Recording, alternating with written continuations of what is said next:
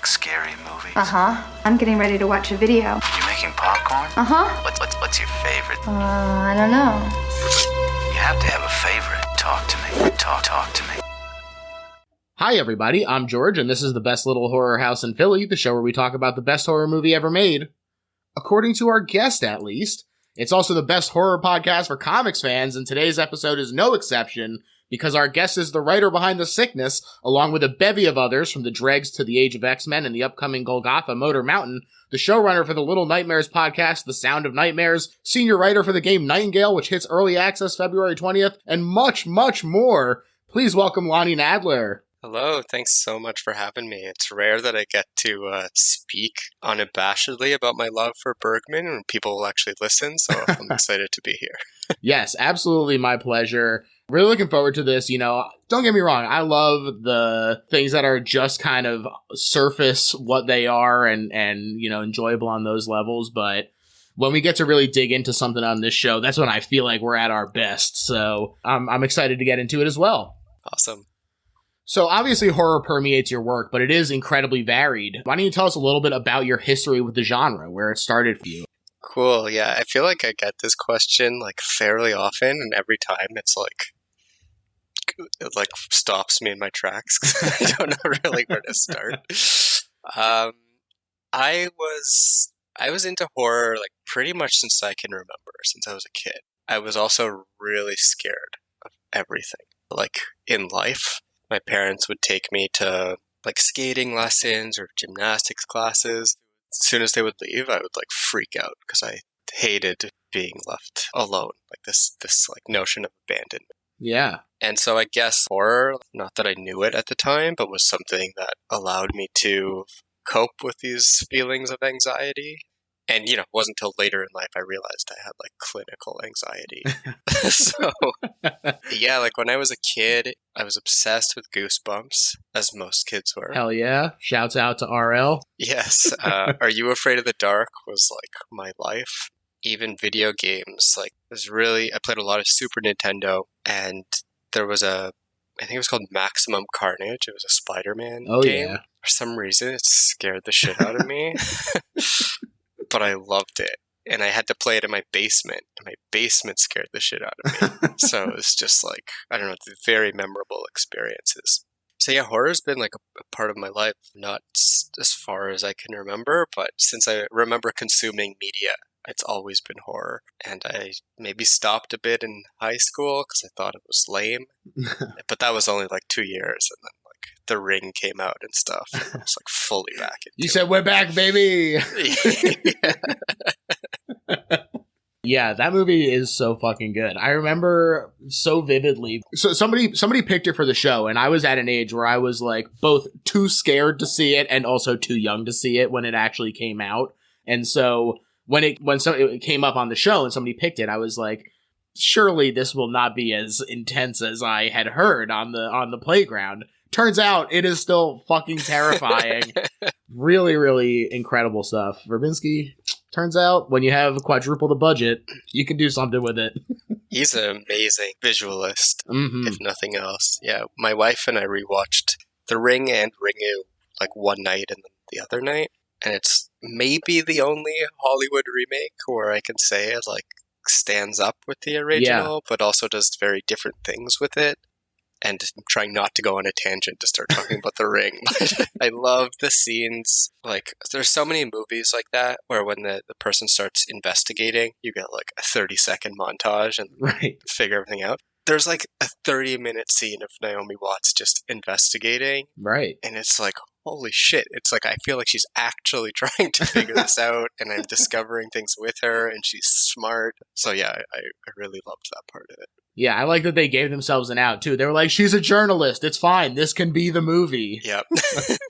But the movie we're talking about today is the 1968 classic from the surrealist Swede himself, Ingmar Bergman. It's The Hour of the Wolf. One thing I find very interesting about this movie is its pace.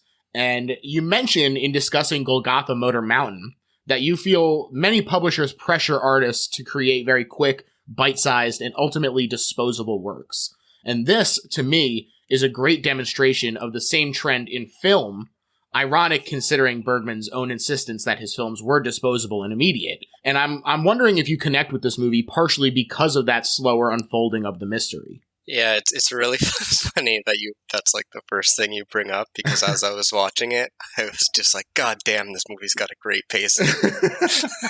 It's like for the viewers who don't know, there's a scene where Max von Sydow's character literally makes you sit through an entire minute in silence, and he's just like, look how long the seconds are, and that's not exaggerating, one of my favorite scenes in the history of cinema, because it just shows you how much control over the pacing that the director has, and Bergman knows that power. Yeah, you're on tenterhooks the whole time. Yeah, it's really incredible, but I think part of it for me is Bergman was very much, especially after his films post-Persona, before he started doing more relationship focused stuff again. He was really in this wave of experimentation and finding ways to use cinema in ways that wasn't just adaptations of plays and wasn't just trying to reach the heights of literature, but became something more like music, yet was exclusively cinema. And I think that Hour of the Wolf is, along with Persona, is like the height of his achievement in terms of those things, where it offers an experience that can only be had in movies. And part of that is because of the way he paces it. It's deliberate, it's dreamlike. It feels like one of the first films, other than like the German expressionist wave, where they tried to capture what it's like to be a dream, where they understood cinema is very akin to dreaming, and he captured it, and it is a slow nightmare, but it also doesn't drag. Yeah. I find that's a very tenuous balance, and no one does it as well as he does. Absolutely. I think that you nailed it in terms of he knows how to keep it moving while also lingering in the right moments. You know, the scene with the young boy and ultimately the murder is I think a perfect encapsulation of that, where it's like, it's a lot of them just kind of like circling each other and really like lingering on the individual moments that help to sort of ground it and feel tangible, which then again plays into that dreamlike atmosphere and sort of combats it in a way. It's all just really, really impressively done. I think that the pacing is what makes it work. It's the kind of thing where it's easy to overlook and say, oh, this isn't what we're used to in terms of like what the pacing of a horror movie is like today. But I think that if someone were to be like, oh, let's remake this and speed it up, that it would just be demolished. Like, it would be so bad. Yeah, totally.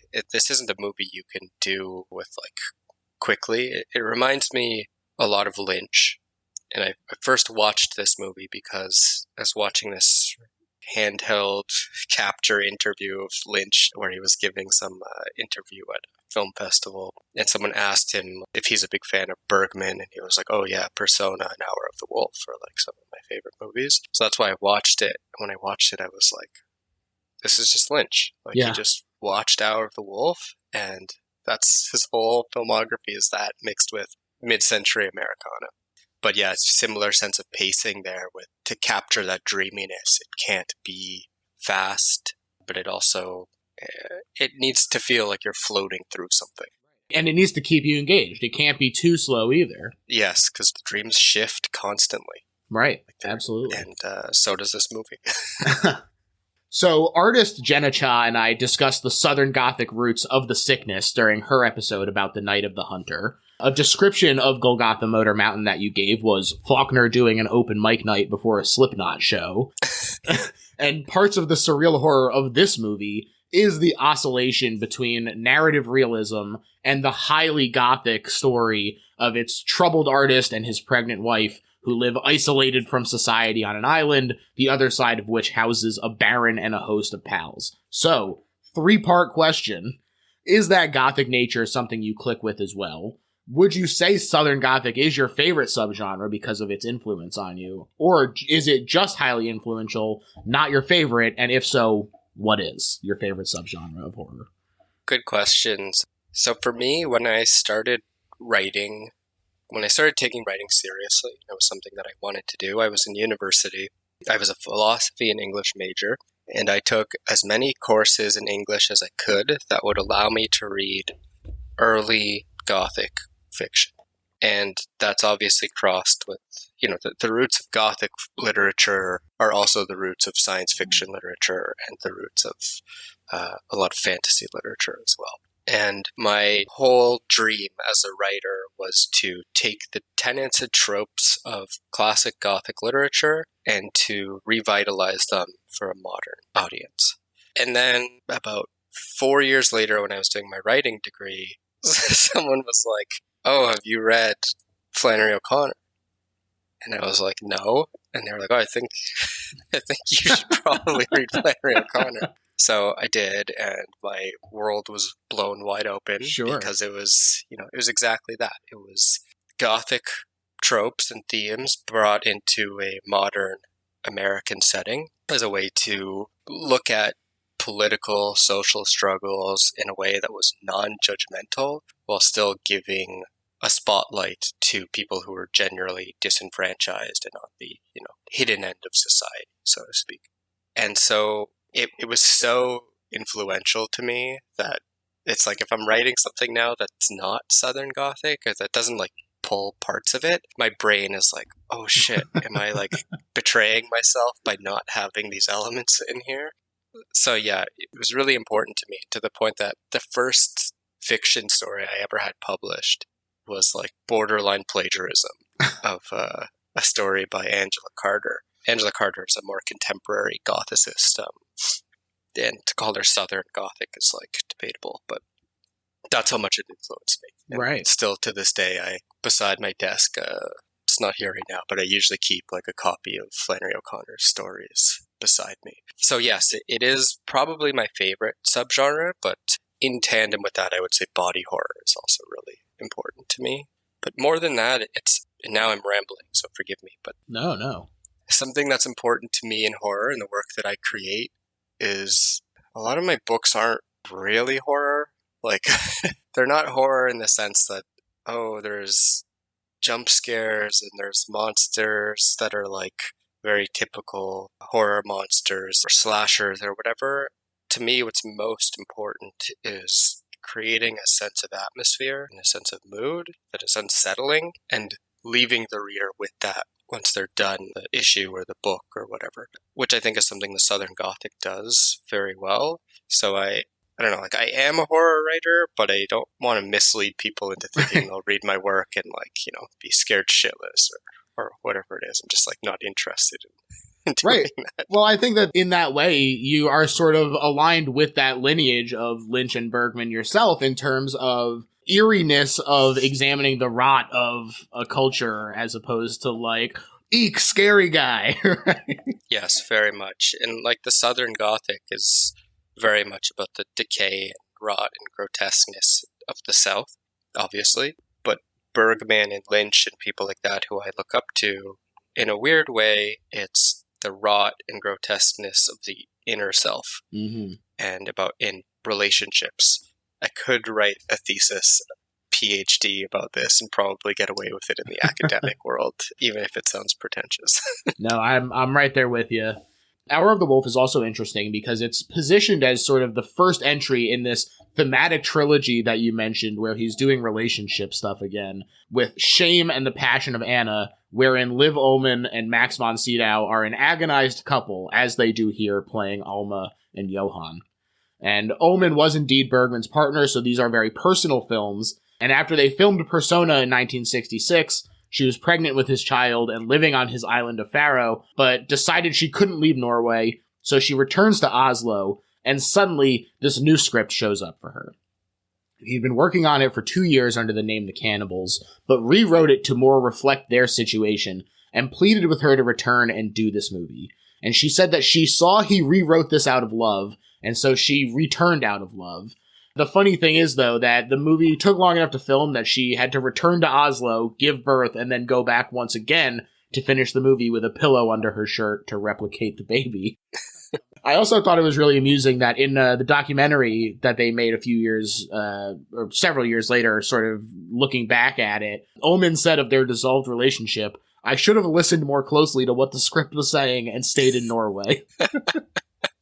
Yeah, that all checks out. I think Bergman was like, for better or worse, he's like the ultimate artist. Very tortured and melancholic, obsessed with relationships and love and sex, but is also strikes me as the type of person who was very self-centered. Yeah. And, I don't think we would have gotten the movie that we got if he wasn't that way. But yeah, I think it's pretty obvious when you start like reading about his relationships and stuff. So, the titular hour of the wolf is halfway between midnight and dawn, the hour when most people die, when sleep is deepest, when nightmares are more real. It's the hour when the sleepless are haunted by their deepest fear, when ghosts and demons are most powerful. The hour of the wolf is also when most children are born. This being the final point in their list, I find interesting, especially considering the context of his own impending fatherhood, which one can imagine would unlock a host of anxieties that Bergman might try to exercise through his art. And indeed, as you were just sort of alluding to, this is a great example of the ascription of Bergman as sort of the prototypical romantic artist, in that his movies demonstrate a preoccupation with his own pains and an overwhelming innocence of their real source, was the quote I saw from Vernon Young that I thought was very funny. Young said this negatively, as they didn't care to have to decipher the, quote, egotistical reflexivity. I actually disagree, and I feel that the personal element is part of what allows someone to connect with it more effectively, and in fact, more eerily. The fact that it is so reflexive makes it sort of uncomfortable. It feels a little voyeuristic, almost, from the word go. Yeah, I think Bergman's interesting in this sense of voyeurism. It's not classic voyeurism in like the usual academic cinema terms, where Lynch is like a lot more overtly voyeuristic, but Bergman is voyeuristic in the sense of you're literally looking at his personal life. Right. and the close-ups, he puts you so close to the characters that you both feel for them and feel close to them, but it's also extraordinarily uncomfortable because seeing a face that large, especially when these were released in cinema, it's like basically the whole screen for the 90-minute runtime is 80% of the movie is close-ups. And you're just confronted with Max von Sydow's and Liv Ullmann's faces. And it's amazing. I think Werner Herzog said this about Bergman, that Herzog himself is obsessed with landscapes and trying to find the human in a landscape. For Bergman, it's the opposite, where he tries to find landscapes and he tries to find nature within the human face. And I think that very accurately summarizes like this part of Bergman's career. That's really interesting. I love what Werner is doing, and I think that that's so fascinating for him to have identified his sort of opposite, the Nega Herzog. Yes. So one more preface-y element that I want to discuss and that I like about the movie is that it plays into the sort of in-between aspect that defines the Hour of the Wolf itself. The surrealism of what's real and what's not being clearly defined. The moments of terror that could be memories or nightmares with equal likelihood. I sort of mentioned this a little bit already, but done not just with the general tone, but visually presented through a detail-heavy tangibility that sort of juxtaposes the high contrast overexposure of the camera itself that more might typically mark a hallucination. You're watching these things and you go, oh, it looks really bizarre, but there's such focus on the details that make it feel way more grounded than a hallucination might ordinarily. And even more than that, the very opening of the movie is this Persona-esque overture with the sound of set building, the crew, Bergman himself. As soon as the movie begins, you're off balance because the constructed nature of the movie and the story is put on display while also existing in the context of the world, since they're recording Alma and not just Liv Ullmann. It's such a fascinating way to immerse you in the bizarreness of the Hour of the Wolf as soon as the movie begins, and even almost before it begins. Yeah, I'm glad you brought this up, because this is what I wanted to mention before and forgot about.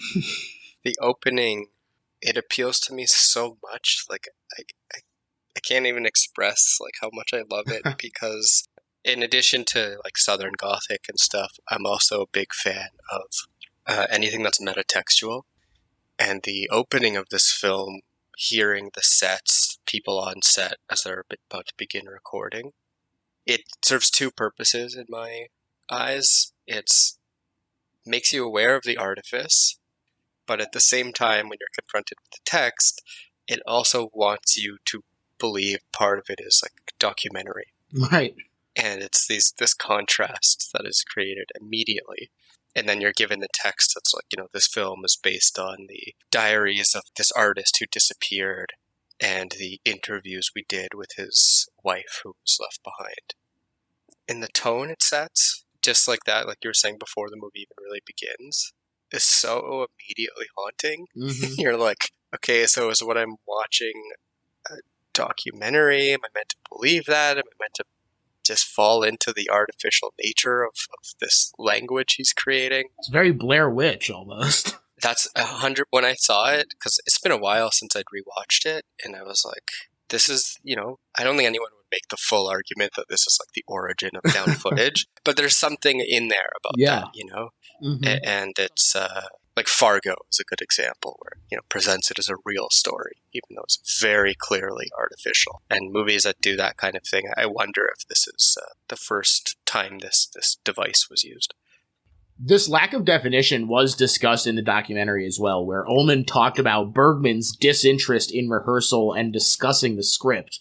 He discussed with them not needing to know what he thought it meant. They only needed to know what they thought it meant and how to interpret that as a performance, which again is extremely Lynchy in that way. I'm glad that he said that, and it's not just me like making this up, because for me, it's I just did a presentation for my day job, and one of the things I said in it was the types of worlds that appeal to me are those that are filled with a profound sense of mystery, and those that invite the audience to partake in the story. And I think a lot of people historically have viewed cinema as a passive medium because the information is delivered to you. All the things you need to fill out the story are generally given to you. There's not much you need to fill in to participate. But when we look at this group of filmmakers like Bergman and Lynch and whoever else you want to throw in there, their films are participatory. Because you can't watch if you're watching Hour of the Wolf and you expect to like walk away just being like, oh, I just watched a movie about this. It's like, you're going to be so fucking disappointed that it's like not even worth watching. But if you go in with this mindset of like, I'm just watching an experience and I don't need to look up like a cinema journal article about what does the Hour of the Wolf mean. It just means whatever you want it to mean. Yeah. That's it. That's right. I think, though, that Ullman nailed a big theme in her interpretation, which she did say, which is that by enabling madness, you can become mad yourself. Johan has his issues from the start, like a deep fear of losing control and a desire for domination that stems from anxiety about masculinity. Meanwhile, Alma does not have the same issues. She's independent mentally, she's engaged with the world, not fearful of it, as we'll see from her first interactions with the old woman, until, that is, she begins to take on some of Johan's traits from spending so much time with him, something that she monkey's paw style wishes for early on, that they'll grow to be indistinguishable. And indeed, the finger curled back and she got her wish, and then some. Yeah, it's great. The way he does it, though, it doesn't feel like... If this was a contemporary horror movie, I feel like that element of it would be like jammed down your throat. And there would be some like device she was holding while she made this speech. But in the moment that she delivers this really romantic sentiment that she says, like, I want to grow old with you. And they say that couples who spend so much time together begin to look like each other. And I hope that we're together so long that we're both old and wrinkly faces, and we start sharing the same thoughts. And from a young couple who's about to have a baby, that sense of intimate love and to be with each other is so nice. Yeah. And Bergman has this, for all his selfishness, he has a great understanding of what it's like to be with someone else and what it is like to be romantic. But then, so when Liv Ullmann is saying this stuff, you don't take it as like a setup for anything. You take it as just a genuine moment of affection between her and her husband. And then by the end of it, it's like, oh my God, is it actually like horrible to wish to become like someone else? Yeah, it raises all these questions about like, it's interesting that Liv Ullmann talked about it as like enabling madness, but it's also being so insular with someone, which seems ideal in a lot of ways, but then not having your own sense of self and losing it to someone else, especially when you don't fully know the other person. Yeah. That's horrific. And I think she nails that. Yeah, to me, it really struck me as sort of the opposite side of the coin as Solaris, which is one of my favorites in terms of that really embracing the terror of the inability to know somebody else and how that reflects on your own inability to know yourself. While this is about sort of knowing somebody too well and losing yourself in the pool of them. I think that they do kind of have a really interesting dynamic with each other and, have a lot to say about, right or wrong, have a lot to say about romance and love and what it means to be in a relationship. Yeah, absolutely. And I love that the movie, again, I think a modern movie of this type would generally provide a statement on whether or not this was good or bad. Mm-hmm. And I don't think Hour of the Wolf does that. Mm-hmm. It's presented as horrific, but the horror of it is up for debate, whether it's because she allowed herself to feel this, or is the horror because of her husband's like hidden actions and secrecy that, is that the source of it? Right. And that's all part of the, it's open to audience interpretation. There's so few movies that I think in the horror world capture this sense of horror within a relationship. There's like Possession, obviously, and a movie I was debating talking about was Don't Look Now, which I think also captures that horror of marital horror, so to speak. Right. But yeah, I didn't really think about it before saying this was the movie I wanted to talk about. But now that we're on the subject, it's like, it's right there. It sure is. So the reception to this movie was interesting. Roger Ebert figures audiences were straight up not ready for it, and their unwillingness to engage on Bergman's terms led to it tipping into melodrama that they then jeered. Even though other critics weren't sure what to truly make of it, the New York Times contemporaneously said, "Not one of Bergman's great films, but it's unthinkable for anyone seriously interested in movies not to see it." Okay. Sounds like a pretty great film then, New York Times. Yeah, it does feel ahead of its time in a lot of ways. Like just that, not many people were doing that other than some of the Italian neorealists at the time. But yeah, I think that makes sense. That's like an accurate statement about why audiences didn't like it. Yeah.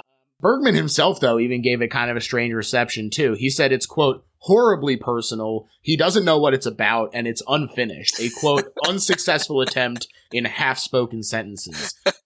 There was a really funny line where an interviewer said, "I can't understand what's going on," and Bergman said, "Me too. You're too close, Bergy." That's so funny. What a guy. I feel like at 1 minute, he's like, yeah, this is a great masterwork, and the next, he's like, I have no fucking idea what I'm doing. But that's every artist. That's right. That's right. So let's get into the actual movie. We do get some text setting the movie up. A few years ago, the painter Johann Borg disappeared without a trace from his home on Baltrum in the Frisian Islands. His wife Alma subsequently left me Johann's diary, which she had found among his papers. It's this diary, along with Alma's verbal account, that makes up the basis for the film. As I mentioned, we hear the set construction over the credits before Bergman calls action. Not only all that metatextual stuff is great, but also just very pleasant sonically, in my opinion. Like, it just sounds nice. We also get this very personal start with the fourth wall break as Alma talks directly to the camera. I find this really interesting because it lets you know that you're watching as much through her eyes as his, since her telling of the story is, as we just saw, the foundation of the movie. Even though people tend to assign the role of protagonist to Johan, it is a little bit more of a blend of their two perspectives. This is something that Bergman realized was true about the movie only towards the end. I found this interesting quote from him where he said, "The difficulty with the picture is that I couldn't make up my mind who it was about. Had I made it from her point of view, it would have been very interesting. But no, I made it the wrong way. After it was finished, I tried to turn it over to her. We even reshot some scenes, but it was too late. To see a man who is already mad become crazier is boring. What would have been interesting would have been to see an absolutely sane woman go crazy because she loves the madman she married. She enters his world of unreality, and that infects her. Suddenly she finds out that she is lost, and I understood this only when the picture was finished." And while I do definitely agree with that being a piece of this, I think the movie that we got only arises from that being sort of subconscious. Because without the emphasis on Johan, it wouldn't be nearly as reflexive. Because, of course, Bergman is Johan, not just in metaphor, but also huge pieces of his backstory come from Bergman, like the punishment he'll describe or the reaction to fame. So I think it almost needs to have been a subconscious thing for him to realize that Alma's perspective is what's the anchor for this, while also letting Johan be his own self-insert to bring those issues to the foreground. Yeah, I 100% agree. I think if the film was deliberately trying to have Alma's point of view from the get-go, it would have lost a lot of its magic. Because it's a question that I wanted to ask you about. Because it's at the beginning, as you just read, they state that the film is made up of Alma's oral account as well as Johan's journals. I took the film to largely be the beginning and the end are Alma's oral accounts, but everything in the middle is Johan's journal. And so it's filtered through this lens of craziness. Interesting. And progressive madness, and only given short bouts of like reality as what's the word? Bookends to it. But I wasn't sure if we were supposed to think that the entire account was a mix of both of these perspectives. Yeah, I would say that. So I watched it 3 times in preparation for this. Once because I was like, with a movie like this, I can't have my first time be the notes watch. So I have to just experience it first. And then in this most recent watch, this third one that I did today, after I had already sat with it and taken notes, I was like, I think that it almost has to be that combination, because if she is questioning the madness that she feels, I almost feel like it needs to have some sort of demonstration of it. And if it is just so aggressive as to be like, yeah, she's crazy, but we just never see it, I definitely would understand that coming from Bergman, but I think to me it just works a little bit more cohesively if it is a sort of mix the whole way through. And like as an audience, we're not meant to know which moments are hers and which moments are his, aside from being able to maybe through like camera and direction make assumptions about whose point of view we have in each scene. Yeah, definitely. I think that one of the examples that really made me feel this way is when she first finds the journal and she starts flipping through it and reading it, and the flashbacks do kind of, you're like, is this her imagination of what she's reading, like the passages? Are we literally seeing his perspective in those moments? Is this happening simultaneous to, like, is it not even related to what she's reading? Because we only hear a tiny bit of narration that's like, oh, I was sick the other day. And it's like, okay, then we see the flashback. You go, well, this could just be completely unrelated to what we just heard. Totally, yeah. You're like, is it just cutting to what he's doing at that moment? Yeah. Or is this a flashback? Yeah. Alma, though, says that they moved here as a retreat from the world and Johan's fears. The depiction of their move is interesting she mentions how pleased they were to see the apple tree was in bloom, which I personally took to reference the tree of knowledge of good and evil, and this being sort of an Eden for them, but an Eden that's immediately sullied by their finding footprints around their house. It's funny because another one of my favorite movies is Antichrist. Oh, yeah. Oh, hell yeah. And I think this movie bears an awful lot of similarities with Antichrist.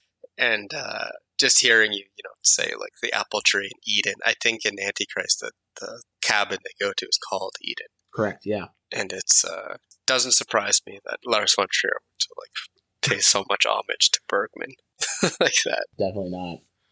They were happy, but then the work wasn't going well, and Johan began to worry, and that led to insomnia and fear of the intruding dark. And finally, we enter the movie proper. That was all her account at the very beginning. And Johan and Alma arrive by boat. They cozy up at this new house where he draws her. And time goes on. And while she's still stoked to see him returning home each evening, he sort of doesn't return the affection in huge swaths of this movie, basically. Avoiding her smooches, sort of recoiling at her touch a lot of the times. I find it really interesting how loud the sounds of him stomping around are in these opening moments. There's also a neat depth of field to the next scene as he sort of anxiously paces and pours himself a drink before showing his new drawings to her, the Flesheaters. It's a strange sounding group, and he fears the Birdman most of all, who he likens to Papageno from the Magic Flute, the first allusion to this work. Papageno is a birdcatcher tasked with leading the hero Prince Tamino to his woman that he loves, but here it's more like the snake leading Adam and Eve astray, since Johan's search is destructive, another sort of tree of good and evil kind of connection, in my opinion. And I also found it interesting that while typically Papageno is wearing plumage as his costume, or even part bird himself, in Bergman's own Magic Flute adaptation, he's distinctly human, which, again, finding the humanity in these things that might be more otherworldly, I think, is, as you were saying, part and parcel of what Bergman's whole shtick is. So for him to emphasize the humanity of Papageno in these roles, I find pretty interesting. Yeah, that's all of these scenes, like the scene with the drawings where he's showing them and he pours the drink first and his coldness. For me, these, as I was rewatching it, they were a prime example of just how amazing of a director Bergman is. No one else would frame a shot like the one where he pours the drink. It's like Liv Ullmann's just kind of sitting in the front almost entirely. Like, she's got light on her. You can't see much else. And it's such a tight frame. Max von Sydow comes in and just reaches across her face. Yeah. It's like no one would ever do this because they tell you never do that. The madman only went and did it. Yes. But it's so, because it's something that you don't see a lot, you're like, what the fuck is happening? And it's so alienating. Mm-hmm. It makes Max von Sydow feel so imposing because he's literally imposing himself between the viewer and the actress. And then when he goes to show the drawings of this, what are they called? The cast, he calls them? Oh, the Flesheaters. The Flesheaters. It's also amazing because you don't see them. Right. It's just his description, how he feels about each one. I'm talking about Bergman as this great artist and director. But again, it's something that no other filmmaker, especially contemporary filmmakers, would do because the rule of show, don't tell. Most of this movie is telling instead of showing. And there's so many monologues where people are just saying stuff and you don't see it. But I found those moments to be incredibly unsettling because Bergman also knows that sometimes the things you don't see are the most uncomfortable. Definitely. I would also say that part of what makes it so impressive is that it almost feels like the reverse of what the instinct would be. Where you'd be like, if I can show them the Flesheaters, that's an easy win here. To be like, ooh, it's spooky. Yes.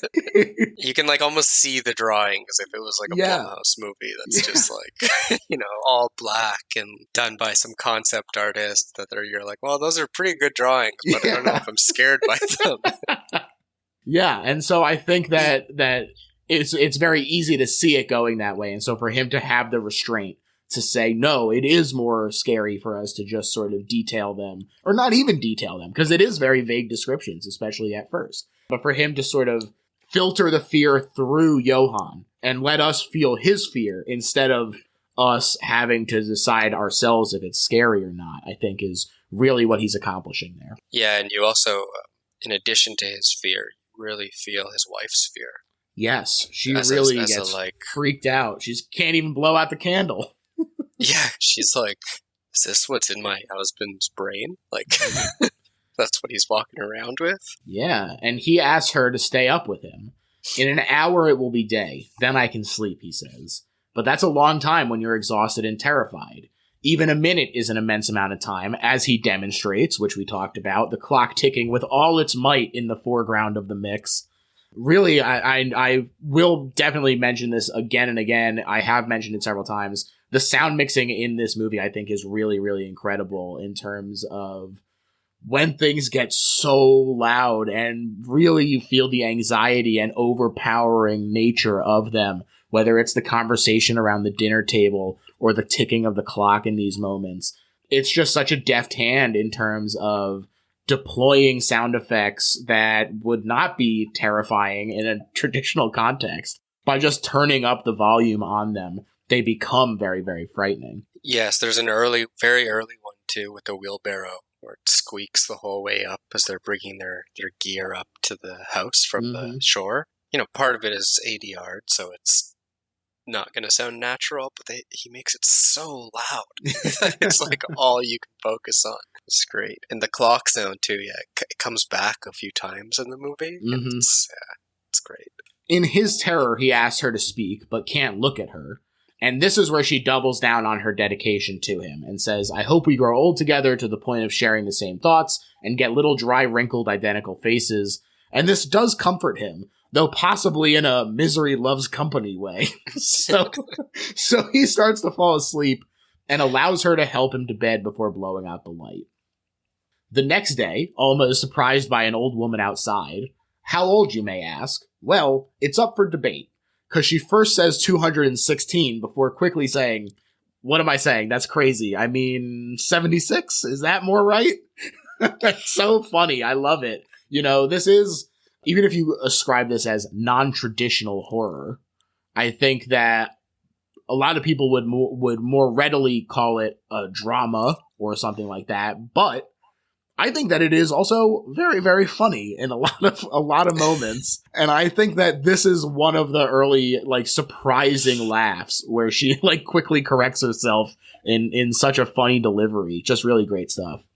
I think it can also be unsettling because the setup for it is Liv Ullmann is like, she just feels this presence and turns around and it's very eerie. Mm-hmm. And then when she says I'm 216 years old or whatever it is, it's like you're, as an audience, it's the first supernatural moment you feel, and you're like, what is happening? It's so weird. And then she's like, oh no, I'm only 60 or whatever it is. And it's just like this really, really surreal, strange moment that has this like really dark but very witty undercut to it. Definitely. And it's that needle threading again of, is this real or is it not? Like, for her to acknowledge that was a crazy thing to say. Obviously, I'm not that old. Like, you go, oh, is this real or is this just an old lady who is maybe letting her mind wander a little bit or something? Yeah. But she's here to pass along some information there's no way she should know, that Johan actually keeps his sketchbook with the flesh-eaters hidden under the bed in lieu of the confidence to actually destroy them as he wishes, along with his diary, which she encourages Alma to read. And with some trepidation, Alma finds this is correct and does snoop. The first entry mentions a brief illness Johan is recovering from, before recounting the approach of the owner of the island, who invites the couple to dinner and mentions that they're some of Johan's warmest admirers. The second one is him hallucinating his former lover appearing and tempting him. She shows him a mark on her breast, a mark from their previous indiscretion at a party, before revealing a threatening letter, since she's married, and as we'll find, this affair caused a huge scandal. Again, I think that the tangibility of this scene is very interesting to me. She comments on the warmth of his hands. She can feel him. that makes her feel real. And it makes it feel like that surreal midpoint, as well as her being like, oh, it's as if I'm in a dream all afternoon, she says, of the excitement that she feels at the thought of seeing him. That makes us go, well, if she can acknowledge that it feels like she's in a dream, are we just seeing that, or is it actually a dream? It makes you question yourself at every moment in such an impressive and powerful way. Yeah, I think from that moment persists for the rest of the film. Mm-hmm. Because, it dips quite a lot more into the dream and surreal territory, but it never fully lets go of the tether to reality. And I think that's one of the strengths is that sense of restraint that Bergman had, which is, maybe it's because nobody was really making movies like this that resulted in it being this way, but so many, and myself included, like so many storytellers, the story goes from real to surreal, and at some point loses the tether. Right. But Bergman never does. Yeah, it really is something that makes this so distinct and stand out from even among its peers, right? Even among the rarefied elite of the people who are functioning on this sort of autorial level. It does help to sort of distinguish him among those people. Yeah, in this way, it reminded me of The Lighthouse, because I know that Robert Eggers is a huge Bergman fan as well. Yeah. And that's one of the few movies also that feels very much like it's two men who are slowly losing their minds, but it's still grounded in their relationship. So I wouldn't be surprised if Hour of the Wolf was an inspiration for that one. Definitely. And the final sort of flashback segment of this portion is him being chased by the school counselor who, quote, probes people's souls and turns the inside out. There are plenty of anxiety-inducing comments dropped very casually and quickly by him, including the idea of being in an artistic rut and the degradation of the body with age. He also indicates that Johan's work is angry and clarifies the human heart, which he assumes they share a negative view of, before getting slapped by Johan so hard that he hits the damn ground and stays there. The way he lies down, too, is like nothing can just be normal in the movie.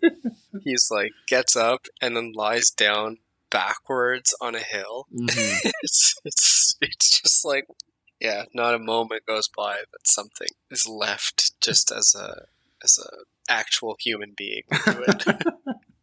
Johan arrives home, and Alma tries to bring him into her life with the details of her accounting, but he simply throws cash at her, and she's holding back tears as he completely ignores her except to say, we're invited to the castle on Friday. This is, in my opinion, one of the most crucial scenes of this movie in terms of sort of establishing sympathy for Alma as this relationship dynamic is so clearly one-sided. We've seen sort of the physical symptoms of that in terms of his pulling back when she reaches out for him. But his, I wouldn't even say unwillingness, but inability to extend even that little bit to her, to the rock that might keep him tethered. I also don't think it's a mistake that it's a very domestic thing that she's trying to bring him in on. The accounting of their household expenses.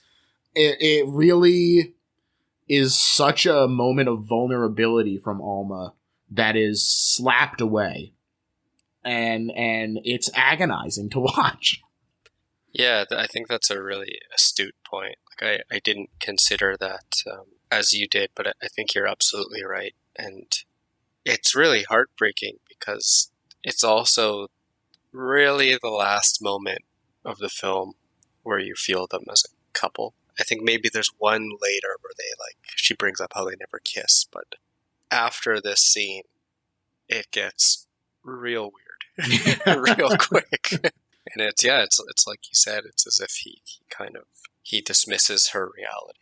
And so she's fully brought on board to his, whether she wants to be or not. And there's also this reluctant acceptance on her behalf, where she's like, okay, this is my life.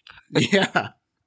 Friday arrives, and so do they, at the castle, where the introductions are done in this very sweaty and close-up fashion that we were talking about before, does, again, this great job of communicating the anxiety of meeting a bunch of new people at once, although one is the professor he slapped the fuck out of, so not all new. This uncomfortability, though, persists to dinner, where Johan is very hot under the collar, also communicated through the spinning camera, again, this volume of the chatter. Also, Johan is sort of the butt of the joke. I think that they do a good job of making you feel that, and since we're in his shoes through just the view of the camera, it makes you feel really uncomfortable at this party as well, when they tell this story about an artist being invited over to view his work hung upside down, and he just is losing himself in that wine glass, right? He is doing everything he can to not engage with these people. Yeah, it really feels at this moment like you've stepped into his nightmare, where it's people who are supposed to be his admirers become this very sinister group who doesn't take his work. They say they take his work seriously, but they don't get it. They're making fun of him. Everything's at his expense. And yeah, it's like, at no moment do you believe that these are real people. Right. But you're also not sure if you're just like in his head because Liv Ullmann is there. Right. And she's experiencing it and reacting to it the same way that he is. That's right. Veronica Vogler comes up, who is his former lover. He throws back the wine completely and pours another, while the group comments not on him, but on the hate in Alma's eyes. As you say, she is engaging with it, and that creates this reality for us as an audience because they're sharing the reality. And they finally break for coffee, and because of this tumult that he's feeling, he does reach out for Alma, which she responds very, very positively to. It is, again, almost very sad. Yes. It's a grim moment where she's very happy about this. I just need to also point out the the coffee break. I was laughing during this scene because, it goes from this very tight, intense, spinning camera dinner scene, and then they say dinner or coffee will be served in the library or whatever, and it's literally just like the next room. And it cuts to it, and it's a wide shot, and like they've all somehow already got their coffees. Yeah. It's super weird. There's just no delay.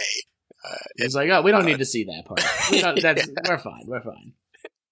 Instead, we have to see this quote-unquote puppet production of the Magic Flute, wherein the protagonist, Prince Tamino, alone and fearful that he might fail in his quest to rescue his lady love, Pamina, questions if she is even still alive, and will this night ever end?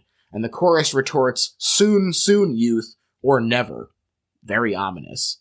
Additionally, this segment of the Magic Flute is discussed in Bergman's autobiography, wherein he says that the 12 bars contains two questions at life's outer limits. The latter demonstrates Mozart's own existential terror as he begins to succumb to his fatal illness, and the former questions more largely the existence of love. While much like the movie itself, many people try to interpret this with Johan as Tamino, I do think it is kind of easy to have Alma represented instead. She is questioning her love and its power to save while watching the night close in around them. And again, this sort of weird blend of perspectives, I think, is what allows you to say, oh, the Magic Flute really could be applied on both ends of this story.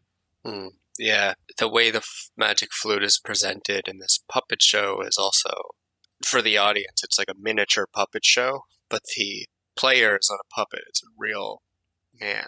Right. Very strange. It feels a lot like Bride of Frankenstein when he has the little people that he lets out of the jars and stuff. Yeah, exactly. And it reminds me of the Lady in the Radiator in Eraserhead.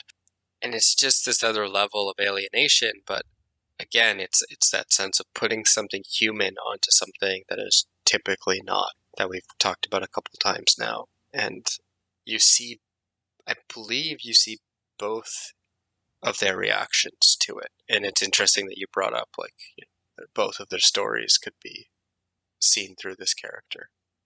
I also love that there are these cuts to the face of the vampiric looking puppeteer This guy has the most, like, Bela Lugosi vibes out of anyone who wasn't Bela Lugosi. Yes, especially in that moment, it's fucking Bela Lugosi. It's amazing. And he says, hey, don't you agree that this kicks ass, Mr. Artist?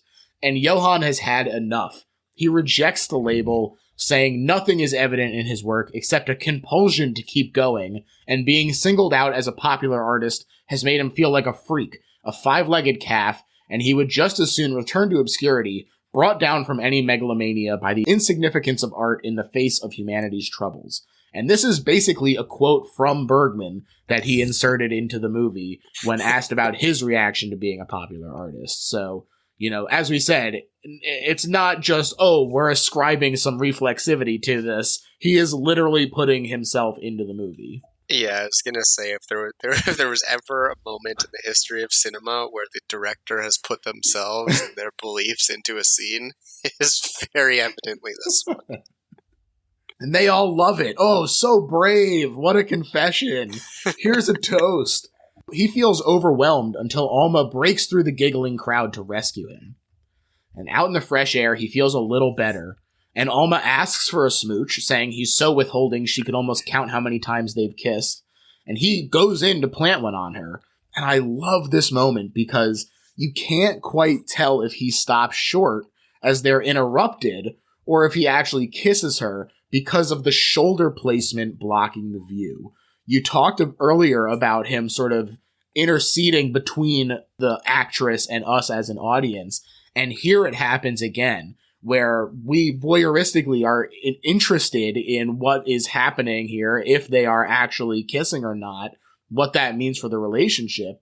And we are denied that in such an interesting way. What a choice by Bergman to not give us that little bit of closure in either direction. Yeah, you're totally right. And that's his genius as a director, is to understand the image can be, it's often very overt for a viewer, and he's able to do things where he makes the audience question, and that's where they become active. Like I was talking about before, it's up to you to decide whether or not they kissed. Right.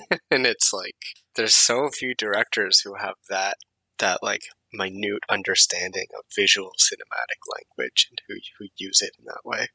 Yeah, absolutely. And the interruption is the professor telling about the attack, although he seems to leave out who it was.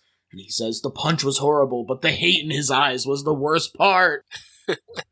Before they leave, the mistress of the castle shows them that she has a painting of his directly across from her bed, something very personal that makes him feel uncomfortable, especially as it's a painting of Veronica Vogler, which she describes as, quote, buying a significant piece of your husband to Alma. Not a significant work, but a significant piece. And of course, piece could be sort of, it could be either definition of it, right? A piece of art versus a piece of Johan. And of course, one might say that they are one and the same, in that every piece of art is a piece of the artist as well. Just the sort of casualness with the language that, again, keeps you guessing. It's just remarkable. Yeah, I think often Bergman, at least in the past, he's been considered, the greatest scriptwriter, the greatest screenwriter in the history of cinema, one of the greats. And even though this movie is surreal and horrific and haunting, it's those moments where it truly shines how great of a dialogue writer he is. His nuanced understanding of language and how people use it against one another is just incredible. And this scene is an example of that. And also in this scene, once again, you are not shown the painting.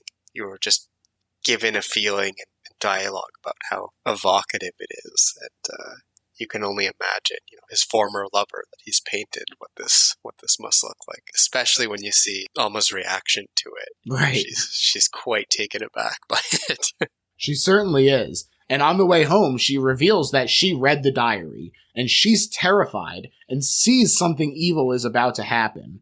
But if he thinks she's going to run away or let them separate us, he's wrong as hell. And there's no doubt that the relationship here is extremely complicated. a lot of people view it strictly as abusive. This moment, to me, indicates otherwise.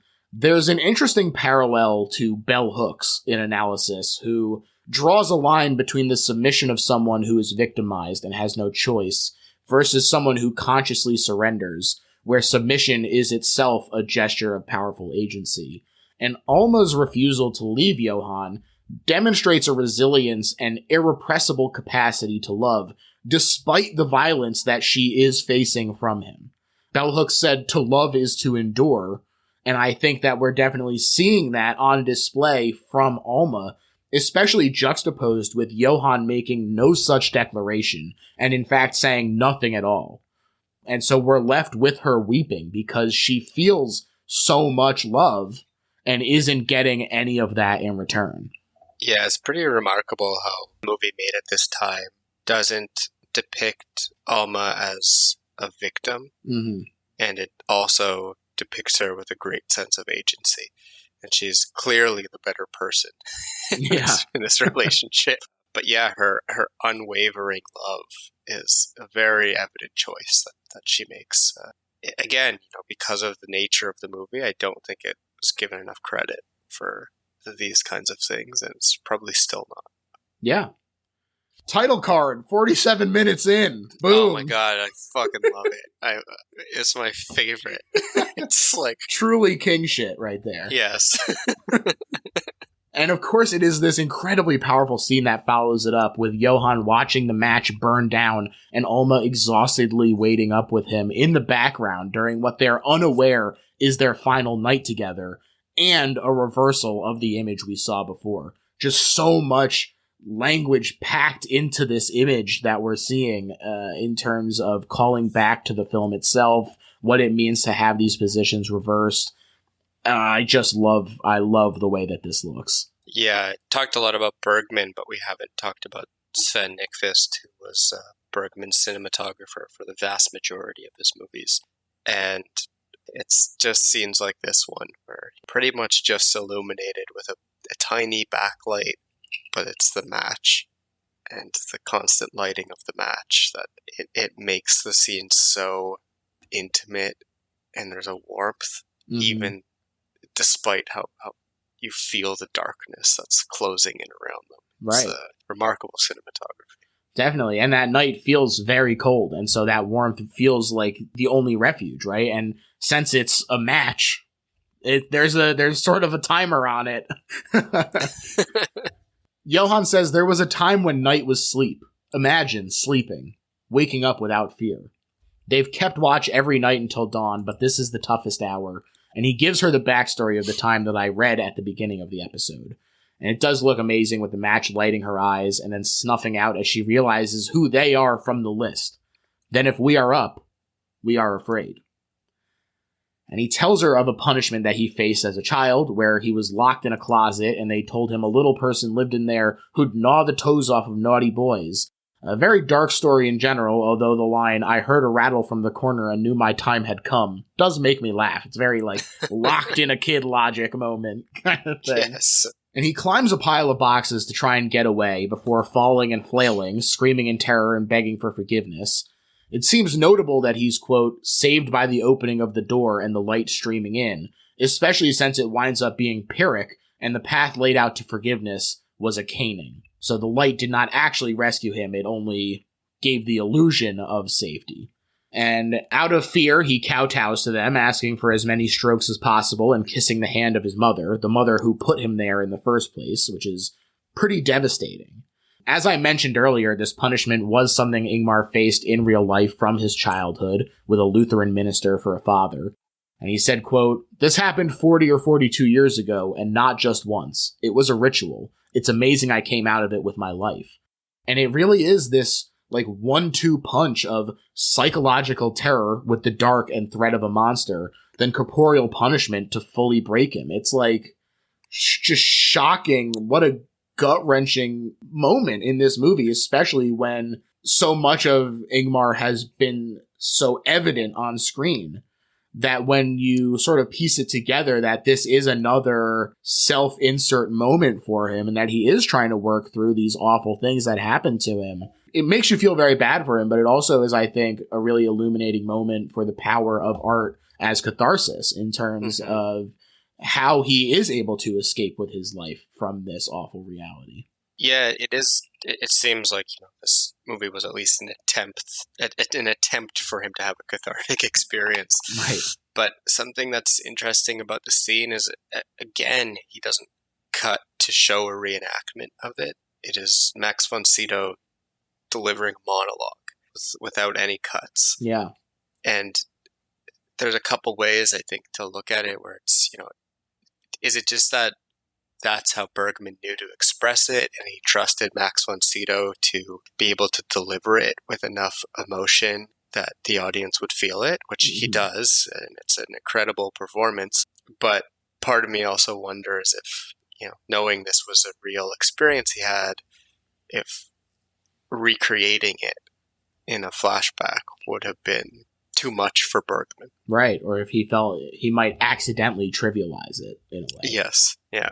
I did read an interesting analysis of the movie from Linda Bunsen and Carla Craig that said, while many of Bergman's movies were attempted revenge against his father, this movie is actually designed to punish the mother that handed him over.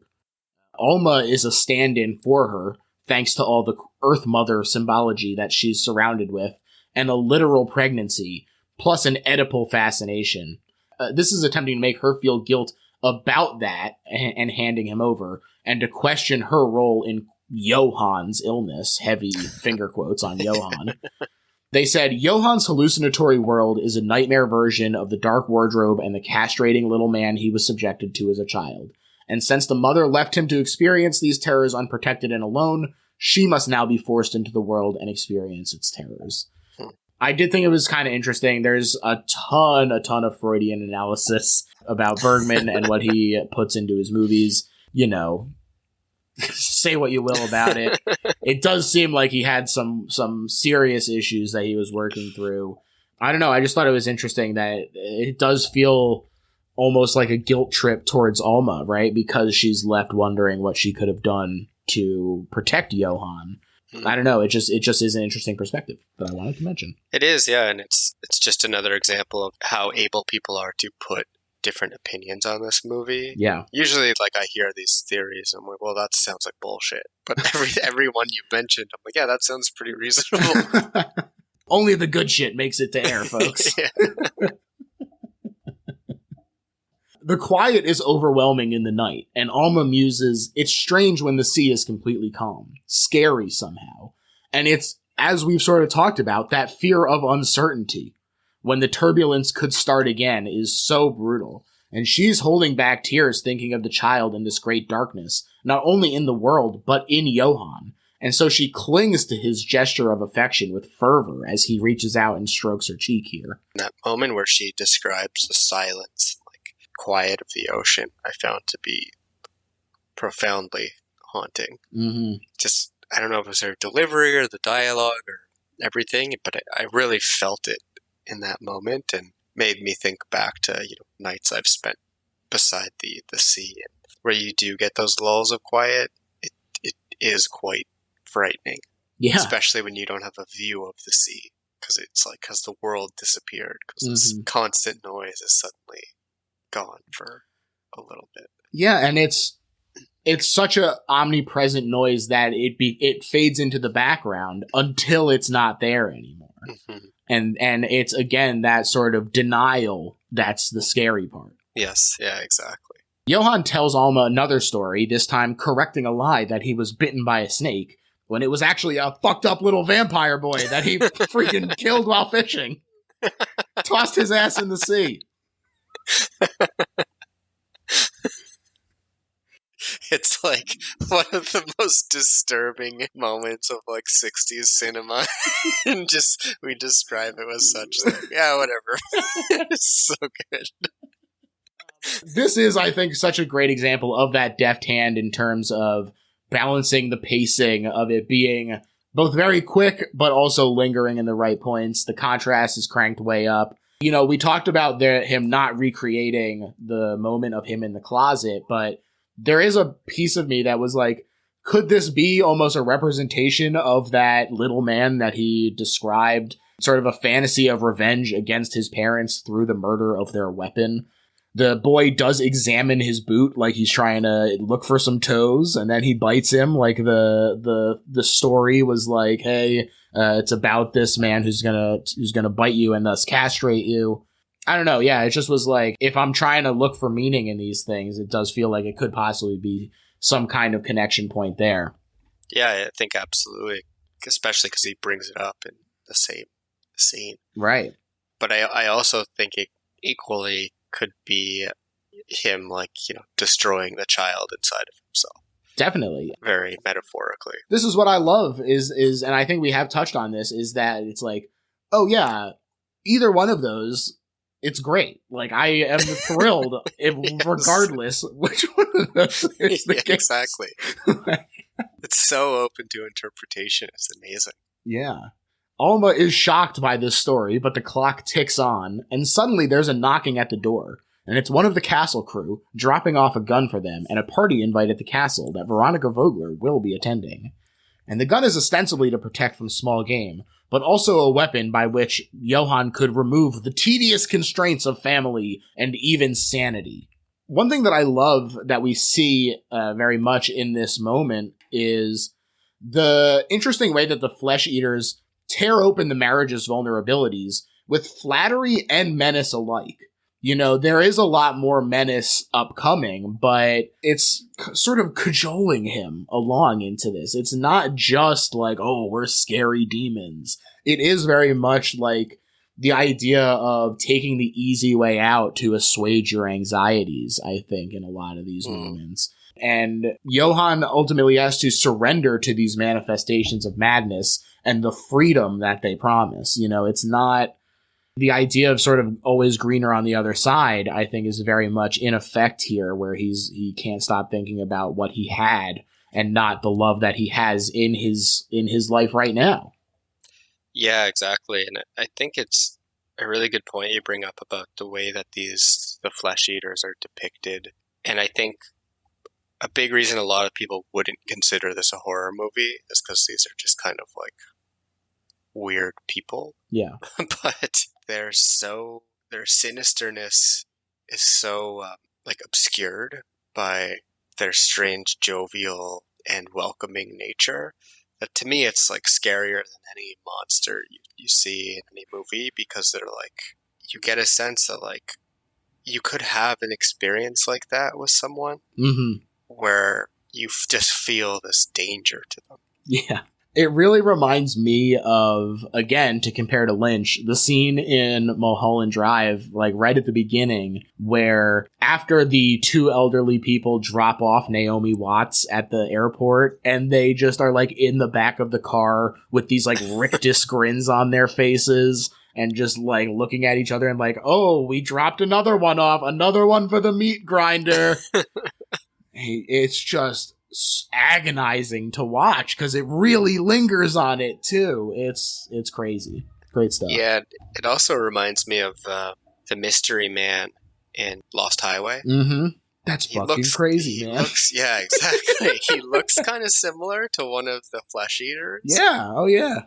And yeah, he's quite a lot scarier overtly than the flesh eaters are. But it's just that laugh he has that is very similar to the laugh the flesh eaters have. You know, in almost every scene, they're laughing at something. Definitely, and that gothic look that he has with the, you know, white pasted makeup and the jet black hair and everything, very much in line with the flesh eaters. So, Alma demands to hear about Veronica, and she uses the diary to hold his feet to the fire as he fingers the gun and tries to rip the book away from her.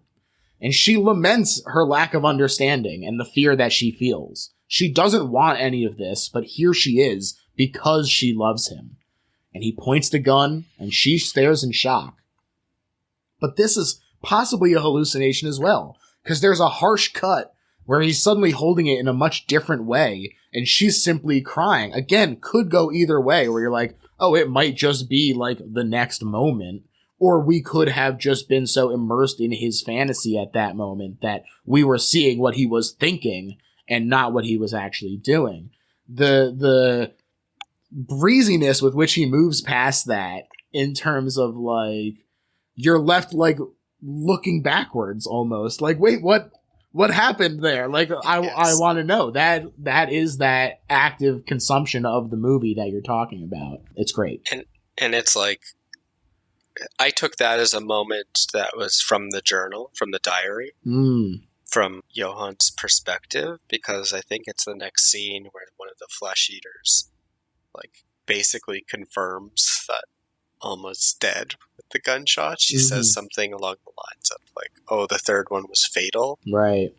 And then, later we see that she didn't die. Yeah, he sends her out the door and he shoots suddenly multiple times. And when he darts out the doors, suddenly they're huge and he's running around the castle without seeing him get up there. Seems like he's fully lost to his fears at this point and trapped in a stone castle, read impenetrable fortress, with them. And yeah, the older woman that he runs into archly taunts him with the promise of telling him where Veronica is, or at least was 5 minutes ago. The West Gallery, my dear boy! And there he paces the wooden floor as a crow arrives in the window, seemingly laughing at him as well. And the master of the house is suddenly there and says he's welcome, but before he sees Veronica, he should know they've been lovers for years, and he's hella jealous, demanding to hear every detail that evening. This jealousy literally drives him up the wall. He walks up to the damn ceiling while hiding his face in shame and sending Johan to her. It is incredible. Cronenberg has talked about this scene and its influence on The Fly, which is neat.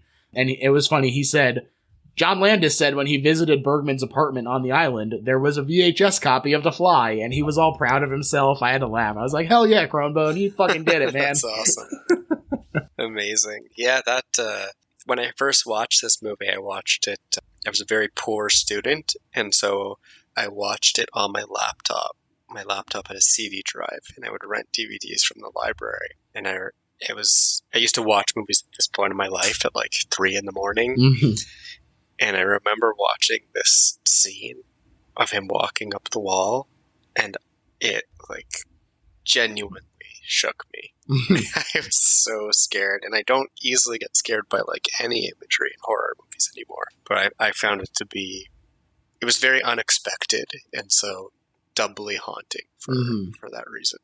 Right, and for him to react to it and be like, not, oh, the weird thing is that I'm walking up the wall. The weird thing is that I'm very ashamed. Like, don't look at me.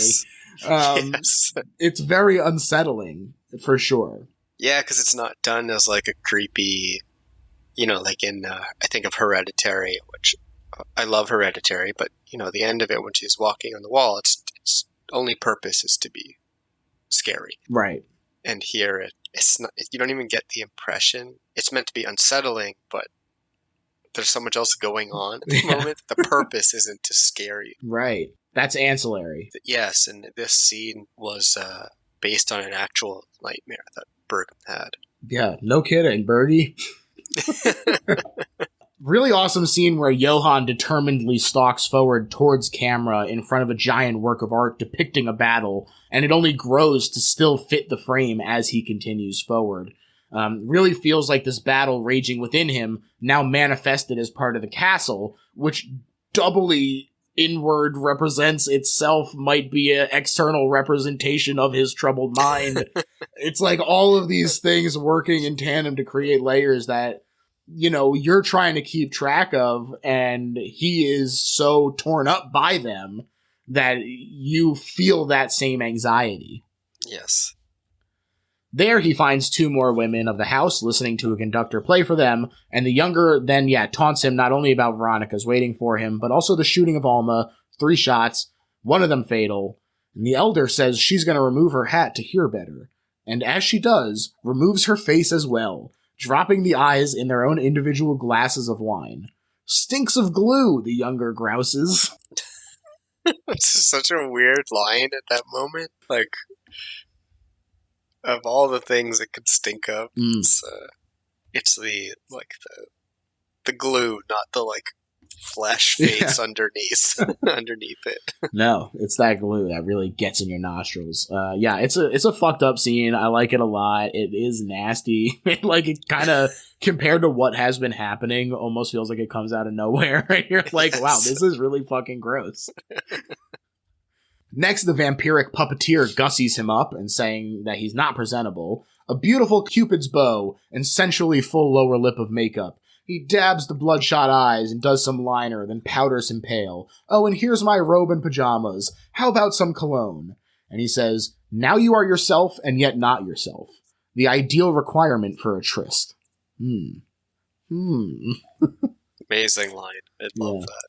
This man leads him past a hallway of pigeons, every castle's got one, to a door before vanishing with a cryptic, you see what you want to see, and seemingly growing his own flapping wings. We realize that this is the Birdman, the Papageno that he has been referring to since the beginning, that he's most frightened of. I don't think that it's an accident that he is the most fatherly of the bunch of flesh eaters. And he is, really unsettling. No kidding that he's freaky as hell. I love the moment with the wings because it's, probably no more than a second on screen. And so you can easily miss it. Mm-hmm.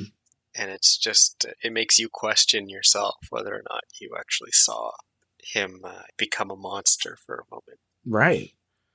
And in the room, Johan finds what appears to be a corpse on a slab. And he pulls back the sheet to reveal Veronica, but he doesn't let the apparent death stop him, slowly running his hand down the length of her body. And suddenly she wakes, and she laughs, and they smooch passionately.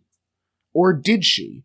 And we sit here wondering, if it's not real, what level of unreality is this at? Is she not really awake, but is there, and he's having sex with a corpse? Is this just guilt at still being hung up on the long-dead relationship? Like, all of these sort of unsettling questions that rise from just, like, being like, I don't think this is real. Suddenly, it opens up a huge can of worms as to, like, what are the implications of that? Yeah, truly climaxes in that scene. Yeah. Especially with what I imagine you're about to describe.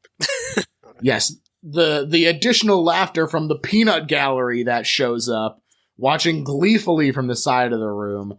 I love when she runs her hand over his face and smears his makeup, and he looks like the saddest clown you've ever seen. Yes. Yeah, it's such a powerful moment, like, just to see him completely undone like that. Mm-hmm.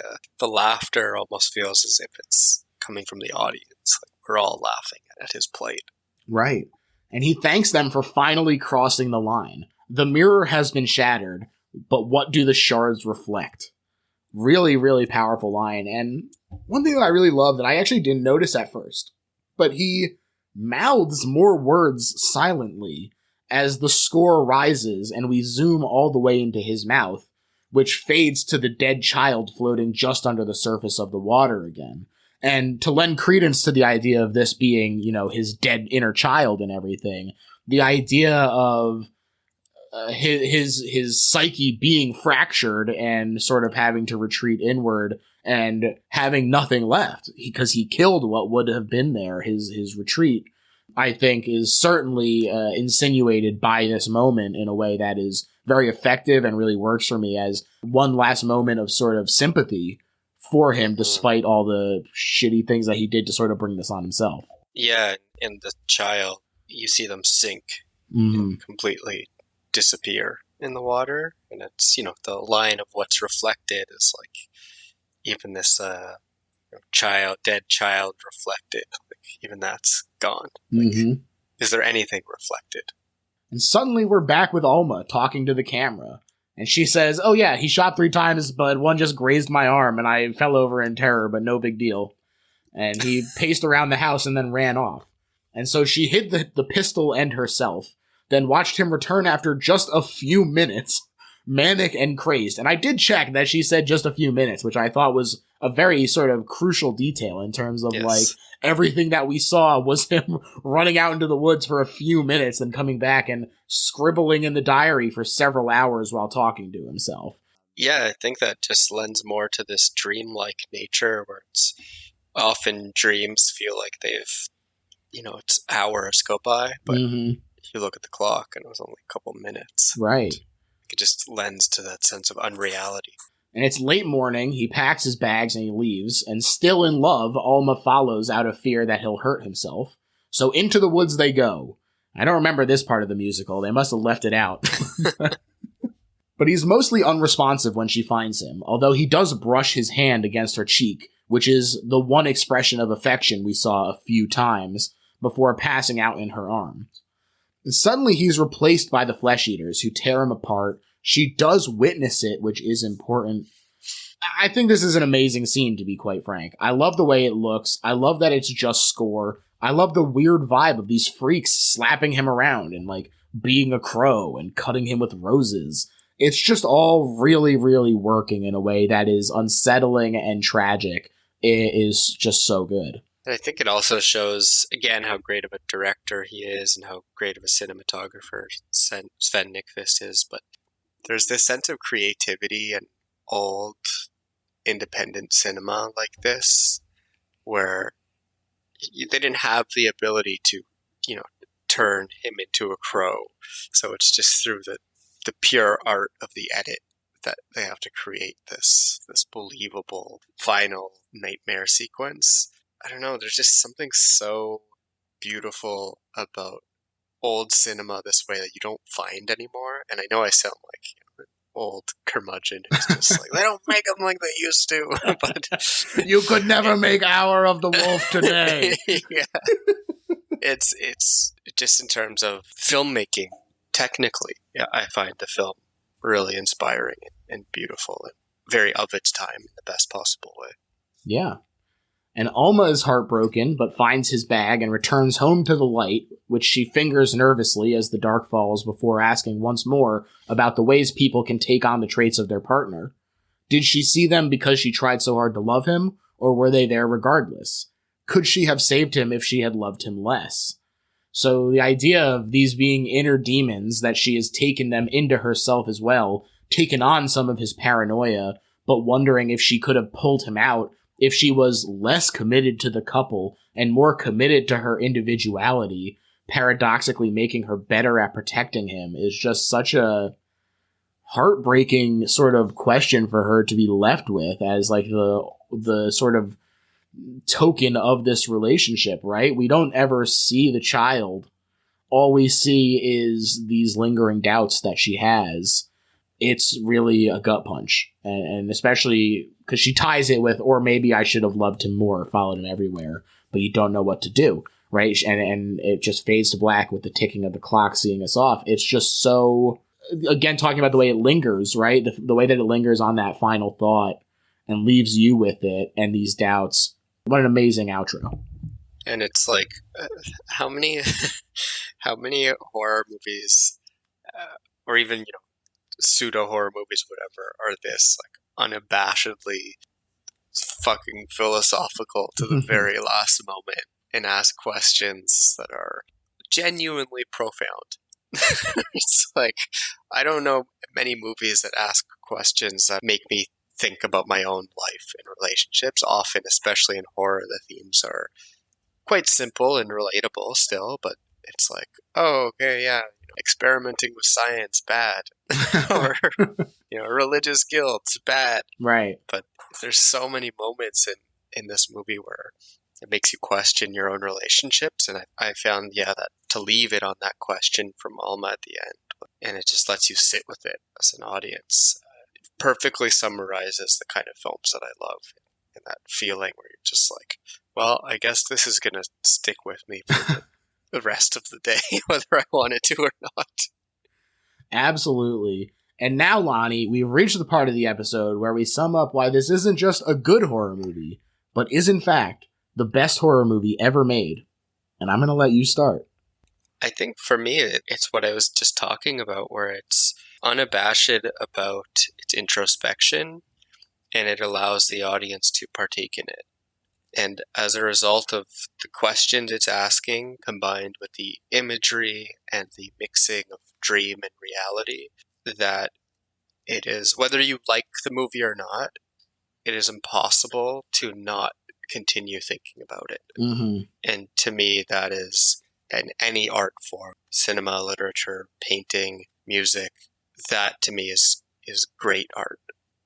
And there aren't many horror movies to me that linger in that sense, where it's not just, oh, I'm scared. It's something about this was haunting, and it's made me question myself in the way that I perceive my relationships, my reality, my own identity, and, leave it to Bergman to be the one to make that horror movie. Absolutely. To me, this is the best horror movie ever made, because even just starting on a purely technical level, it's just incredible. I mean, the performances from Max von Sydow and Liv Ullmann are top fucking notch. The cinematography that we've been admiring the entire time, incredible. The hypnotic quality that is created not just through the things that we've already mentioned, but even manifested by characters themselves. George Reideberg, incredible as Lindholst, the vampiric puppeteer that we were sort of talking about. That Lugosi hypnotic quality that he sort of brings to the table is so emblematic of the movie in general, in terms of the gothic nature of that hypnotism and bringing you in on what it is really talking about. Now, beyond just the technical aspects, there is so much to dig into that is so rewarding. You mentioned that it's haunting in a way that lingers, and to me, that is also what is so great about it, and what's so awesome about a movie like that is that it's not the kind of thing that you just go, I figured it out, right? The fact that we're able to have 90-minute conversation about what this movie means and ultimately come away with like, oh, there are a ton of things it could mean, and all of them are fantastic, is such a representation of why this is such a great movie. If one is into the Freudian analysis of autorial art manifesting one's issues, the movie is positively brimming with fertile ground for it regarding Bergman's relationship with his parents and feelings of sexual inadequacy, the feeling of manipulation as the demons encourage marks of infidelity to inflame their own passions, the idea of Alma and Veronica never appearing together because their Madonna and horror perspective that he held in unison towards his mother, the emasculation that he felt from his father in the way that he's made up at the end before his impotent act that leads to a fear of homosexuality as represented by Heerbrand. This is all just like things that you could say none of that is true, and who gives a shit? Like, that's all ancillary to the movie, but it is there to dig into. And the real thing that seals it for me is this. Alma refuses to leave as they walk home from the castle. But when Johan leaves, this frees her to return to the mainland, to live with her son in a world less tortured by ghosts and demons and flesh-eaters, even if they only came from Johann's mind. And in this way, it does seem like Bergman is setting himself up to be like, I'm such a temperamental artist that I'd be inept as a father, and thus the best thing I could do for them is to be absent. And it's done so well that you almost buy it. The whole movie is absent father propaganda, and you go, Bergman, you did it again, you son of a bitch. It's very true, but it's like, we're talking about it. If this is about his relationship with his own dad, it's like, well, yeah, no wonder a guy who's beaten constantly and like made to feel subservient and useless as a kid, his idea as an adult would be, maybe my kid will be better off without a dad. Yeah, absolutely. And that makes this the best horror movie ever made. Lonnie, I want to thank you so much for coming on the show. This was an absolute blast. Please tell the people where they can find you online, where they can check out your work, all that jazz. Yeah, thanks. Before I do that, I just want to say thanks for having me, George. I really, really appreciate the amount of work you put into these shows and the amount of research you do. You're really good at it. And thank you very much. It was an honor to be here and chat about this with you. People can find me on social media, unfortunately. They can find me on Twitter, because I refuse to call it by its new name. Just at Lonnie Nadler, and Instagram is the same handle. And I'm on Blue Sky for now. I don't know. Very relatable. Very relatable. I will encourage people to check out Nightingale is coming out on early access next week when this movie comes out, or when this episode comes out. I'm looking forward to Golgotha Motor Mountain myself very much. I have read the first 3 issues of The Sickness. They are all wonderful. I highly, highly encourage people to check out that book. Please go do that. Yeah, definitely just check out Lonnie's work. It's really awesome stuff, and you're doing yourself a favor. As far as my plugs, you can find me also sort of on social media in terms of I'm a little bit on Instagram and a little bit on Blue Sky. I am on Letterboxd, if you want to call that social media. You can keep up with what I'm watching besides the things for the show on there, so that's fun. That's all Little Horror PHL. If you're enjoying the show, check out the back catalog. All kinds of great episodes. We have talked about Mulholland Drive. We have talked about Possession with Corinne Halbert, also an amazing comics person. Yes. Jenna Cha was on to talk about Night of the Hunter, so if you want to hear us wax poetic about Southern Gothic for another 90 minutes, folks, you got options. Michael DeForge, he was just on to talk about The Happening, recent episode, really awesome one. Lots of great comics people in the mix. If you're more into comedy, check out great comedian Hayes Davenport was on to talk about Under the Silver Lake, which is another really awesome movie that sort of ties into these ideas of having a lot going on under the surface, under the Silver Lake even. That movie fucking rules. Yeah. It got done so dirty by A24, but it's so good. Brutal what happened to it, but I think that people sort of stumbling across it and finding it in their own way is almost more beneficial to it in a way than because clearly A24 didn't know what the fuck they were doing with it, and you almost go, how could you market this, really? Yes. And if you're really, really enjoying the show and you checked out the back catalog and you're all caught up, then check out the Patreon, where there's all kinds of fun bonus episodes. We just put up the commentary that Mike Mitchell from the Doughboys and I did for Gremlins. We've done bonus episodes that are not specifically about movies, like Branson Reese of Swanboy fame came on to talk about the 13 best animated horror shorts from the 30s to the 50s. Truly, all kinds of crazy shit goes on over there. So check out the Patreon for a bonus episode. It's just $5 a month, and you help keep the show going. Check that out. Yeah, that's it. Thanks, everyone. Bye.